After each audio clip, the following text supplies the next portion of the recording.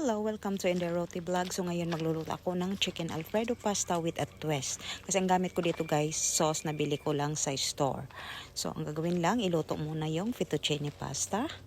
And then habang iluluto ko yung fettuccine pasta, yung tinuto ko na chicken, hiwain ko na siya into ganitong slice. Ayan.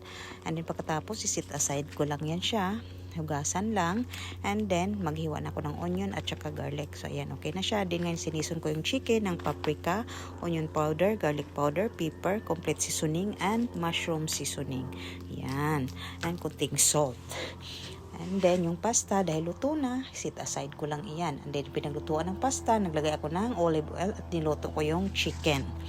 Yan, lutuin lang natin. So ganun ang itsura niya. So pwede na yan siyang isit aside. And then yung pinaglutuan ng chicken, nag-add lang ko ng butter. And then ginisa ko na yung onion at saka garlic. And then ni-add ko na yung alfredo sauce na nabili ko lang sa store yan guys.